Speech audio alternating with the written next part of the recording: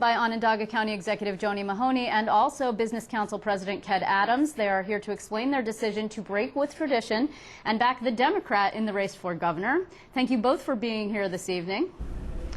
And Thanks for having me. I would like to start with you, Ken, if that's okay. We saw just now the footage from what I like to call the Sagamore Smackdown, but that's probably not what you'd like to call it. And your spokesman is saying that there was absolutely no link between that incident and your decision to back Andrew Cuomo, but there must have been, your members must have had their impressions of Carl Palladino colored by that.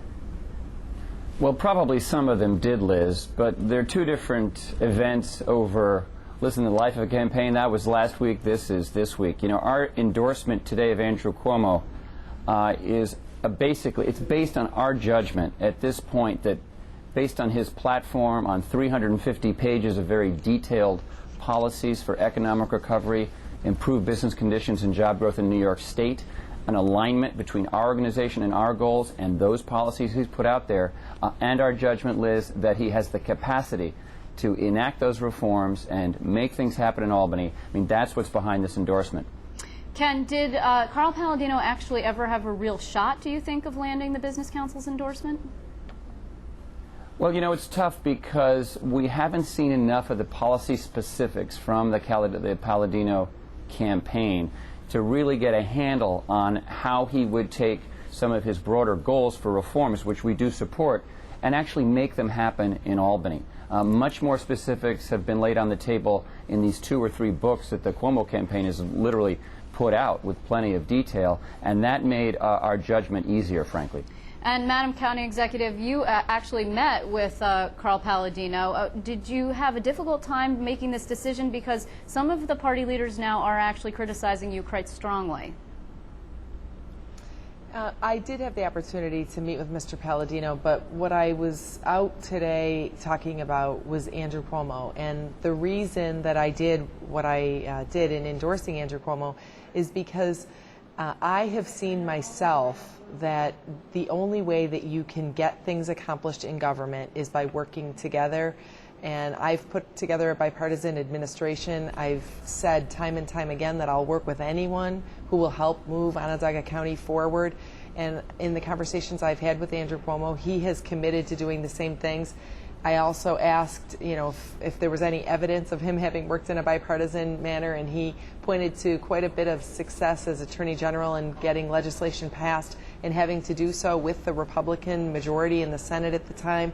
And I know from the job that I have that it's going to take people working together. And I believe that, I know it's here in Onondaga County, I believe it's statewide, people are tired of partisan politics.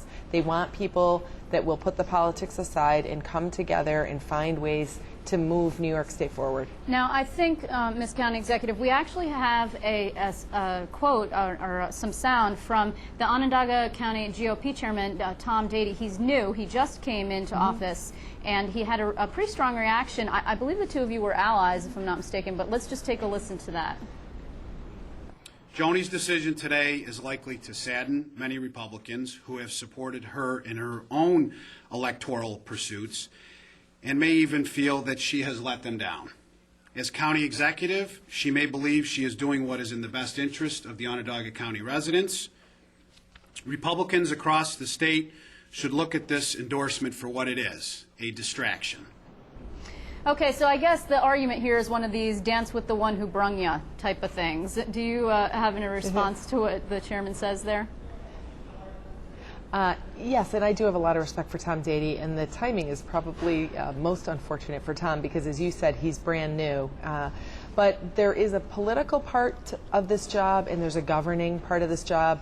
And I can understand if your role is as a political chairman of the party or one of the committee people, and what you're trying to do is get more and more and more of that Republican message out there, elect more and more Republicans, that you would have a different perspective than the one that I have sitting here now as county executive in a job where I have to work with everybody and I need a lot of help from New York State. Mostly what I need is a governor that understands that the dysfunction in Albany has caused enormous problems for us on the county level.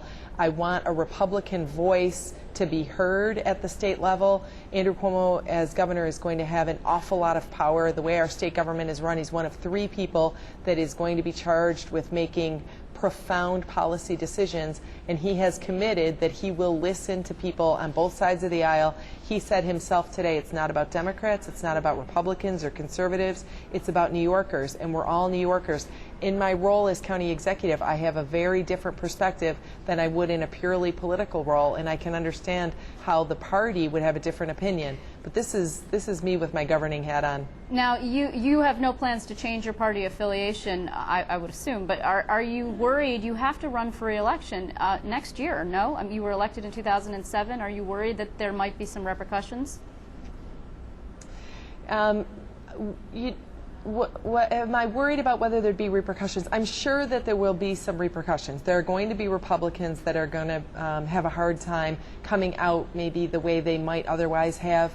But I am doing the job that I've been elected to do in representing the people who live here. There's pros and cons to Joanie Mahoney personally doing this, but from the perspective of somebody who calls Onondaga County home, this is a positive. This is something that's going to put the perspective of Onondaga County in the conversation that happens in Albany, where policy is set that affects us profoundly. Let me just tell you that we levied $180 million in property taxes this year in my proposed budget. $160 million of those dollars are being spent on state-mandated programs. We have to have a voice in Albany, and I'm very confident that I'll have that voice with Andrew Cuomo there. He says he's willing to listen to people from all walks of life, and I know you need to do that to get the job done. So Ken, just back to you for a second. Your organization did not escape criticism from the Palladino campaign. They actually compared saying the Business Council endorsing Andrew Cuomo is like asking the Boston Strangler to massage your neck.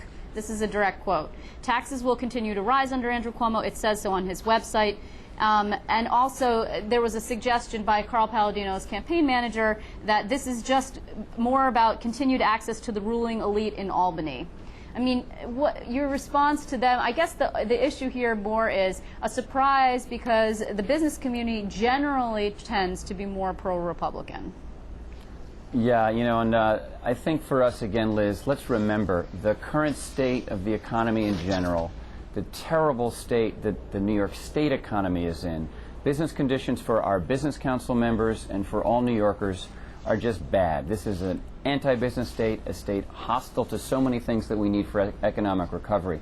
And again, just based on the issues and on a thorough analysis of Andrew Cuomo's platform for economic recovery, fiscal reform in Albany, we see there a plan that we can fully support. And I would add to that, Liz, a judgment we have made that Andrew Cuomo has the capacity to get the job done.